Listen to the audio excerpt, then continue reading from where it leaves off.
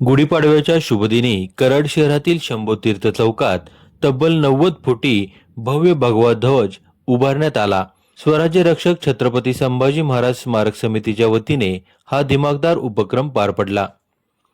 हिंदवी स्वराज्याचे प्रतीक असलेला भगवा ध्वज उभारण्यातला हा सोहळा अत्यंत उत्साहात आणि भक्तिमय वातावरणात संपन्न झाला। संपूर्ण परिसर भगव्या रंगात न्हाऊन निघाला होता।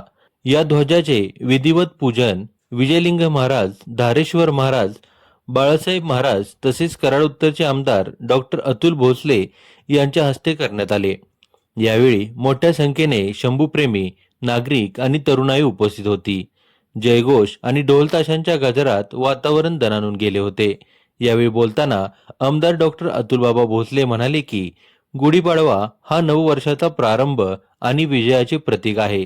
अशा पवित्र दिवशी कराडमध्ये 90 फुटी ध्वज उभारणे हा एक ऐतिहासिक आणि अभिमानास्पद क्षण आहे। हा ध्वज आपल्या संस्कृतीचा, परंपरेचा आणि स्वराज्याच्या विचाराचा संदेश देणारा आहे। या उपक्रमामुळे शंभूतीर्थ चौकात उत्सवाचे आणि भक्तीचे वातावरण निर्माण झाले होते। नागरिकांनी मोठ्या उत्साहाने या कार्यक्रमात सहभाग घेतला। शहरात गुढीपाडव्याच्या निमित्ताने उभारण्यात आलेला हा भगवा ध्वज केवळ एक प्रतीक नसून स्वाभिमान, परंपरा आणि एकतेचा संदेश देणारा ठरत आहे। स्मारक समितीच्या वतीनं गुढीपाडव्याच्या निमित्तानं एक अत्यंत चांगला असा कार्यक्रम आज गावामध्ये साजरा करण्यात आलेला आहे। या कार्यक्रमाच्या निमित्तानं हजारो छत्रपती धर्मवीर संभाजी महाराजांवर प्रेम करत असणारे नागरिक हे आज या कार्यक्रमाच्या निमित्तानं इथं उपस्थित राहिलेले आहेत।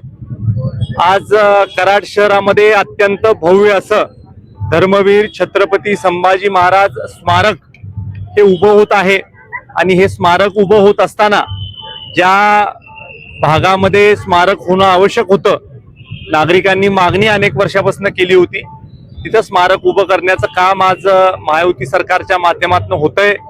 धर्मवीर छत्रपती संभाजी महाराज स्मारक समितीचे सचिव म्हणून आमचे आदरणीय रणजित नाना हे अनेक वर्ष काम पाहतात आहे आणि त्यांचं देखील एक मोठं योगदान हे स्मारक उभं करत असतानाचं आहे। आज मला मनापासून आनंद आहे की आज गुढीपाडव्याच्या निमित्तानं हिंदू नववर्ष आपण ज्या वेळेला सुरू करतो त्यावेळेला एक अत्यंत चांगला असा धार्मिक कार्यक्रम आज धर्मवीर छत्रपती संभाजी महाराज स्मारक समितीनं इथं आयोजित केला। भविष्य काळामध्ये देखील या समितीच्या चांगल्या कामकाजाला माझ्या लक्ष शुभेच्छा।